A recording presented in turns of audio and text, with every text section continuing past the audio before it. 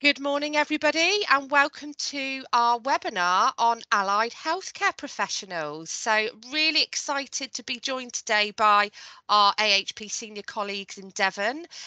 So my name's Carly and I'm the transition lead nurse for the Devon International Recruitment Alliance. And I'm just going to go around the screen in terms of introductions. So Denise, I'll come to you first. So, hello everyone, my name is Denise Walker. I am the Head of Podiatry and Orthotic Services at Torbay in South Devon. Wonderful. Thank you for coming, Denise. And over to Victoria. Hello everyone, my name is Victoria Stone and I'm the International Recruitment Manager, so managing the team that will hopefully help support you in your journey to the UK. Good morning. Wonderful. Vicky? Oh, you're on mute. Hi, I'm Vicky Brown. I'm one of the international recruitment partners for the Alliance. Lovely, thank you. And Jeanette? Hi everybody, I'm Jeanette Owen. I'm lead radiographer at Devon Hospital in Plymouth. I'm the X-ray imaging service lead. Got around about 90 radiographers in my team, and it's a really massive hospital that I lead the service in. Fantastic, thank you. And Laura? Hi everyone, nice to see you. My name's Laura. I'm the Project and Pastoral Support Facilitator for the Devon Alliance for International Recruitment. So nice to see you. Great, thank you. And Keita? Good morning, everyone. I'm Keita Chugg. I am a physiotherapist by profession, but currently in a role as AHP Workforce Lead for Northern Services of Royal Devon. Within both my clinical role and this role, I work very closely with all my AHP colleagues, particularly the OTs within therapy.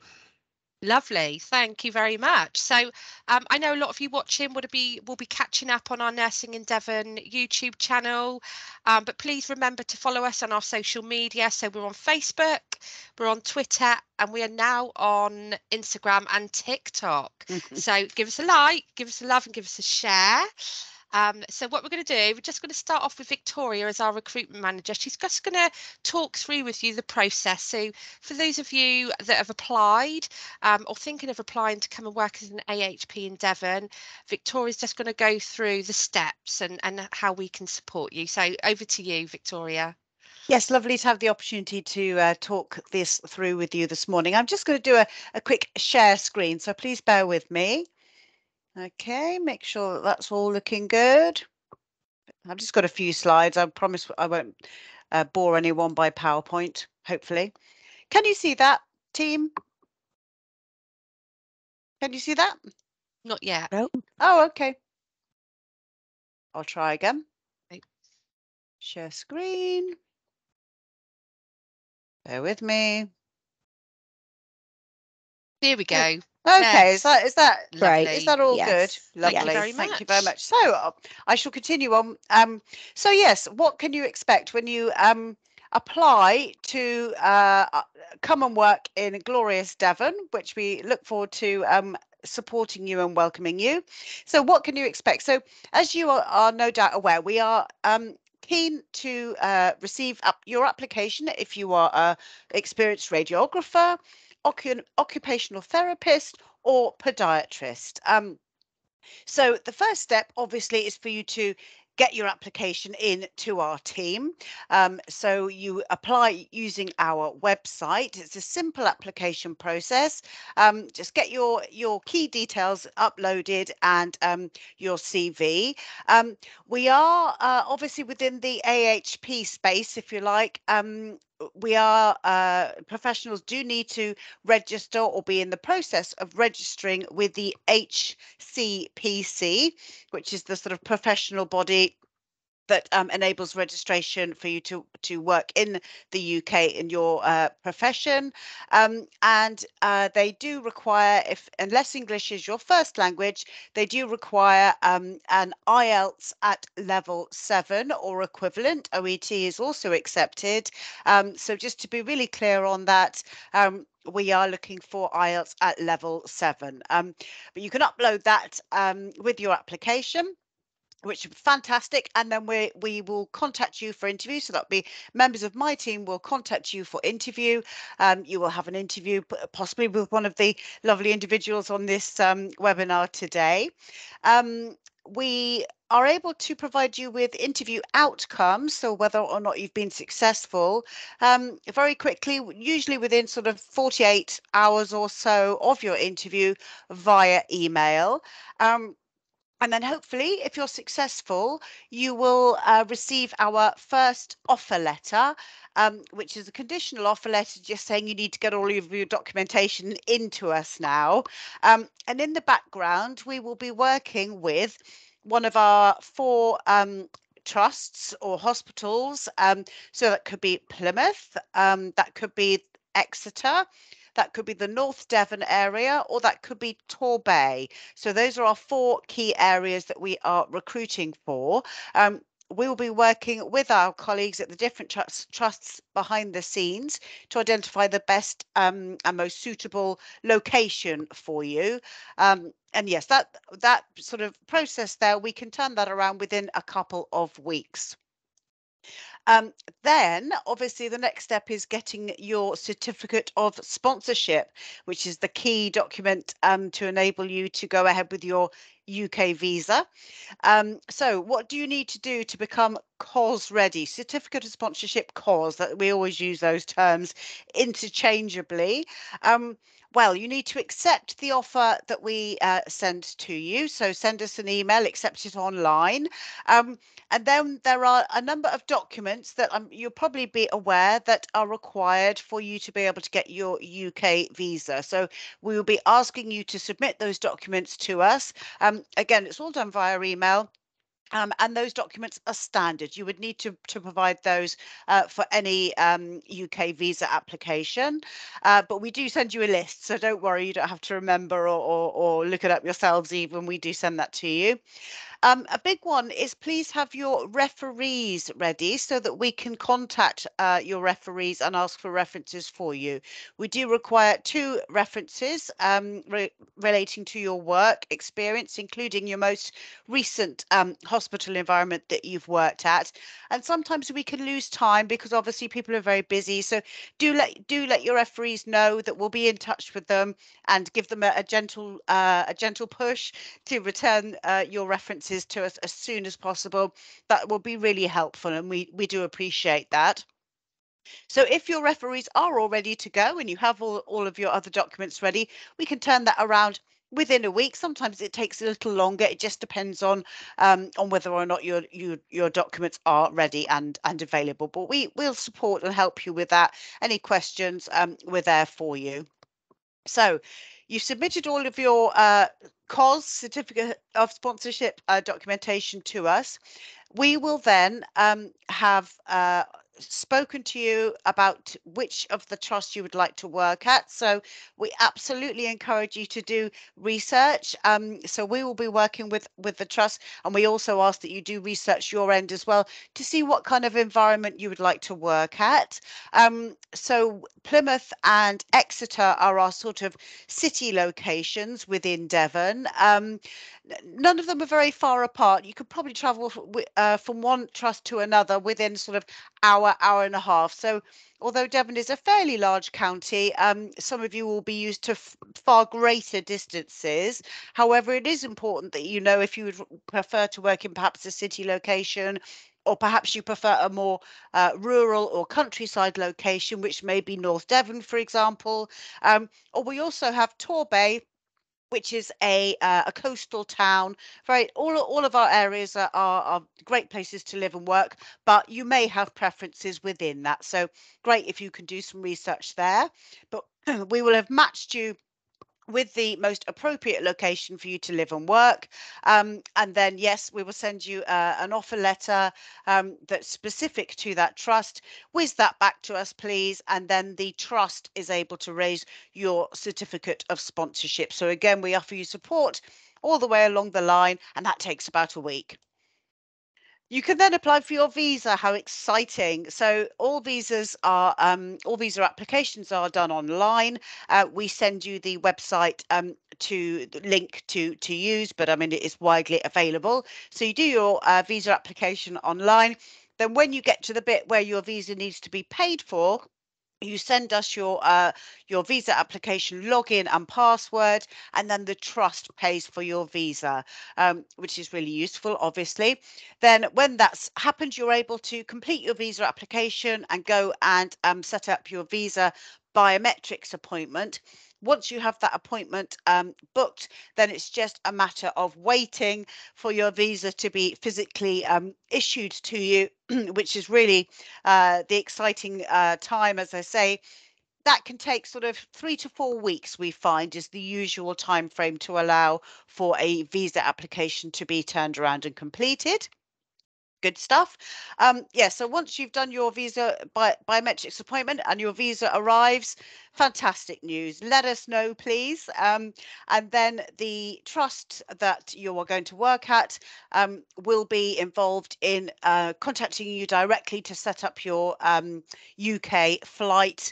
So you will have an actual deployment date, and you're on your way to Devon. So yes, very exciting time. So just very briefly, a little bit about Devon. Where are we? Well, we're down in the southwest of the UK, so you can see the yellow bit on the map there. We are a coastal, as you can see, 2 coastlines we have for Devon. We are a sort of holiday area. People who live in the UK are often very jealous of us being able to live and work in this area of the UK.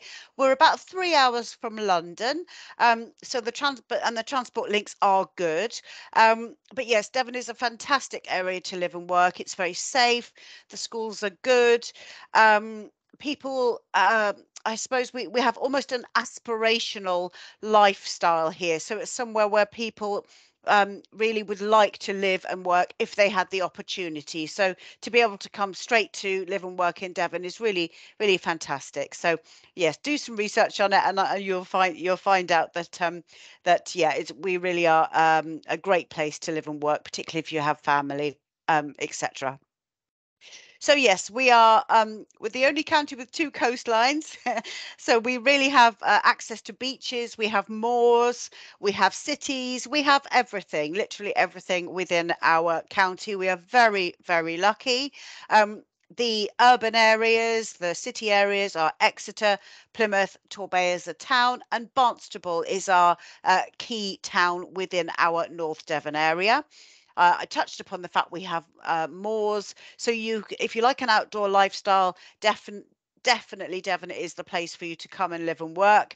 We are the most popular UK holiday destination, famous for our lovely seafood, fudge, which is a sweet treat, not for every day, but for an occasional indulgence.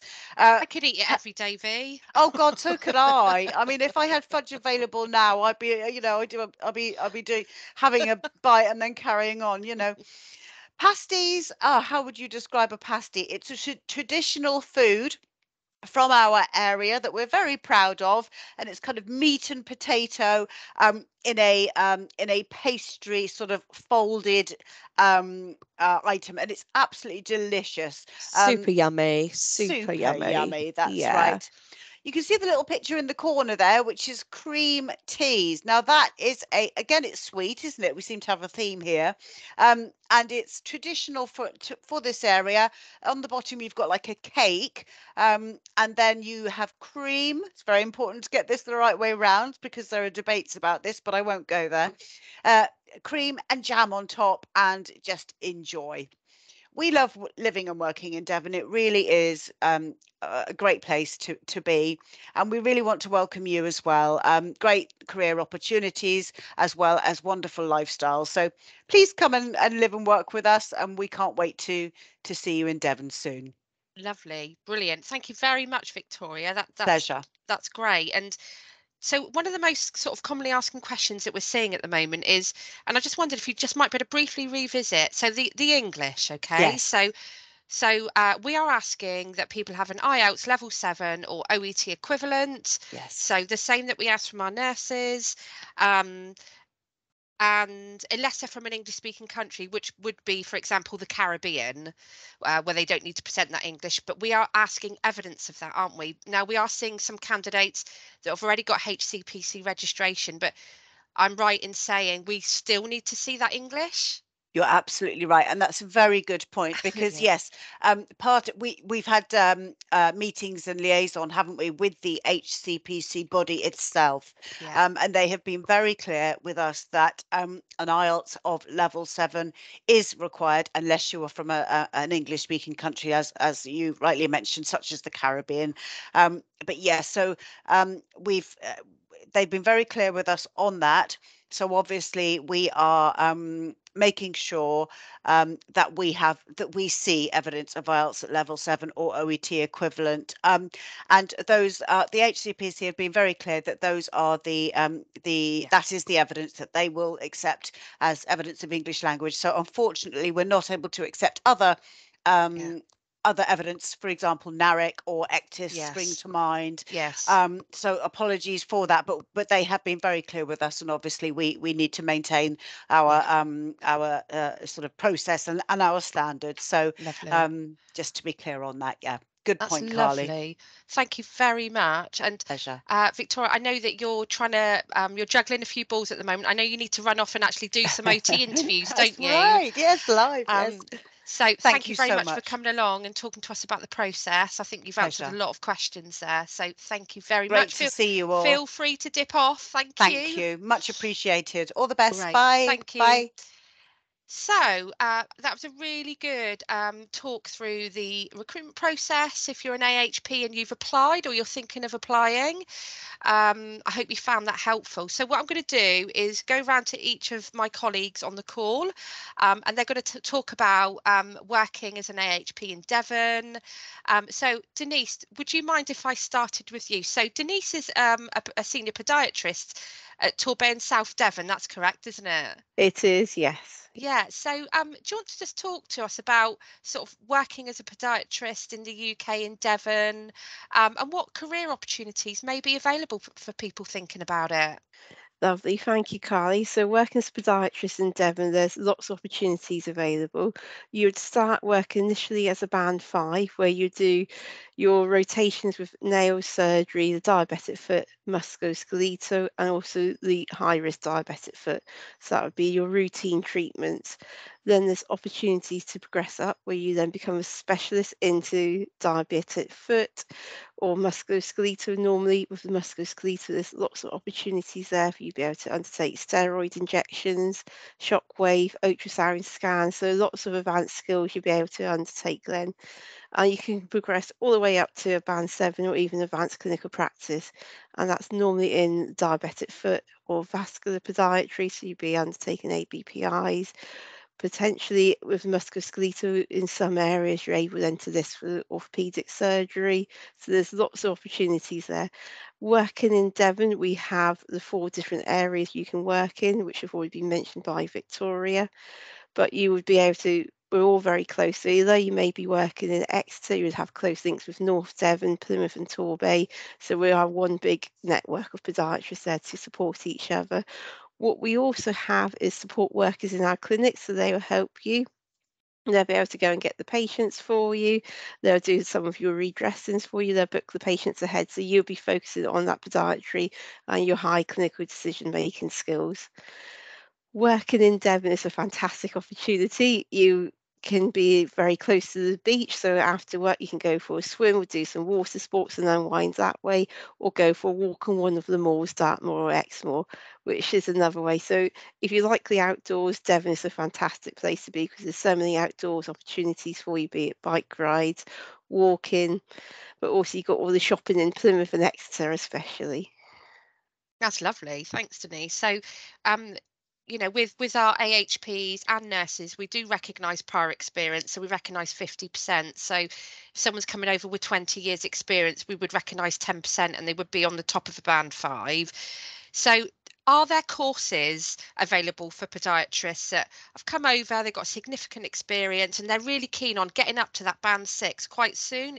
Is there a course that they would be expected to complete, or is it just competency based? It's mainly competency based. It depends where you want to specialise in. Yeah. If it was diabetic foot, there's a diabetic foot module which the Royal College of Podiatry supplies, but we're able to help fund that for you, so you'll be able to undertake that course.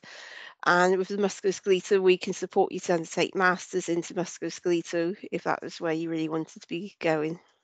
Great. And will they be put onto the preceptorship course? Yes, so, sorry, thanks for the reminder, That's okay. Carly. Yes, so all trusts have preceptorship courses, which are 3 to 6 months programme.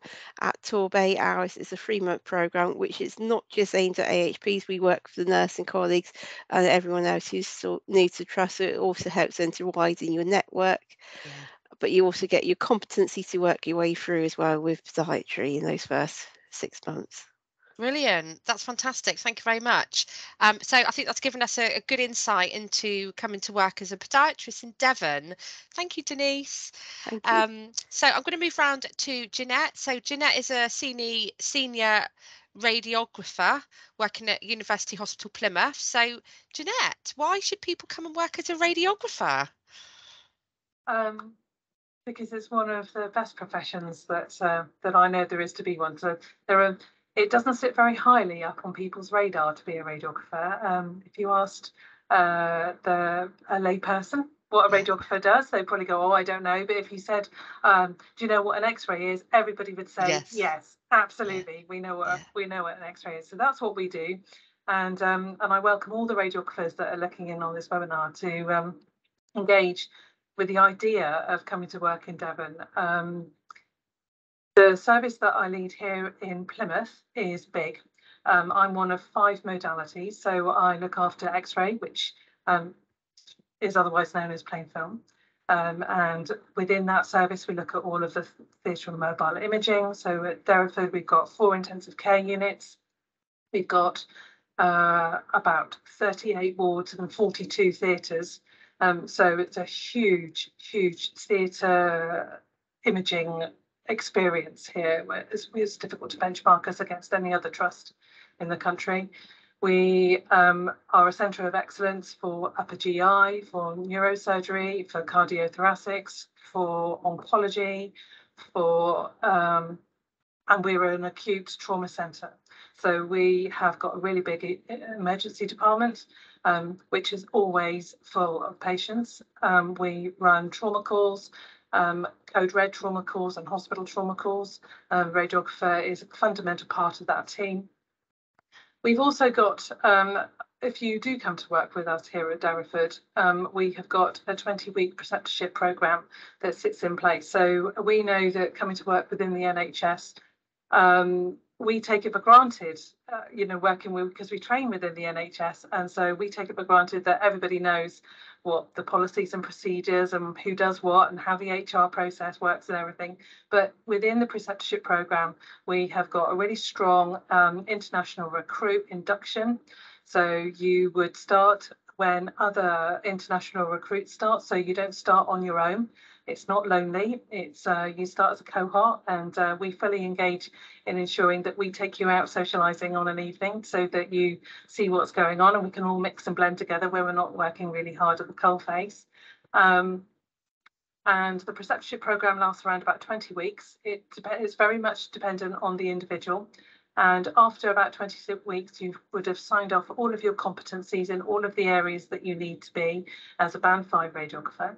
And then you're not on your own. We cut you loose to do what you need to do, but you are supported, as are all of the members of staff, all of the time. There's always Band 6s, there's always Band 7s, there's always Band 5s who've got an enormous amount of experience, and we all work as a really big team. We call it our tribe, big family that we work to help each other out, because different people bring different values and different characteristics to how we work as a team. So we value everybody within the team. So. Fantastic, and the nights out sound great. Yeah, we're really good at them. So Jeanette, so that great description. So for a sort of a radiographer who's looking at that sort of quick career progression, sort of what courses and opportunities may be available to them? So there are many different routes that you can take. You can specialise in leadership, for example, and you can lead a team as a Band 7 or be a deputy lead as a Band 6. within any of the areas that I've already mentioned. So we've got lithotripsy, we have dental, we have emergency department, we have inpatients, outpatients, GP patients. We have 6 peripheral sites which are lone working, and you go there as an experienced band 5 or as band 6. And to be able to do those additional jobs, we've got training to be a radiation protection supervisor, to do leadership skills, to do appraisals, and all of the HR work that we need to do, managing people's sickness, etc. So all of that stuff. If you want to specialise in particular areas, you can do all of the training that you need to do to be able to do lithotripsy or dental. And obviously, I'm only talking about it from a plain film perspective, from an X-ray perspective. We've got CT, we have MRI, we have nuclear medicine, and we have ultrasound here too. Really big departments. Just the plain film department's the biggest one of the lot. And so there are opportunities to blend some of your job with learning in those areas. We've got a really big cath lab section. We've got 3 rooms that's migrating to 4. We've got 3 interventional radiography rooms. So we have specialist radiographers working in there. And there is an opportunity to ask to go and experience what it's like to work in those modalities, and B, to maybe blend your job within plain film with those specialist areas. So, I mean, plain film's a specialist area in itself, but to combine, so to maximise your experience. Great. So lots of opportunities and a huge team there, I'm hearing. And that's all sounds really exciting. Thank you, Jeanette. So I'm going to move over to Keita. So Keita is a physiotherapist by trade, but Keita's here to fly the flag for occupational therapists. So we're not currently recruiting for physiotherapists, but we are recruiting for occupational therapists. So Keita, I'm just going to hand over to you to talk about coming to work as an OT. Or you're on mute. Sorry about that. That's okay. Okay, so working as an OT in Devon, everyone's talked about what a wonderful place Devon is to work, so I'm not going to go over that again. What I'm going to talk about is how great it is clinically to work as an OT or any other profession.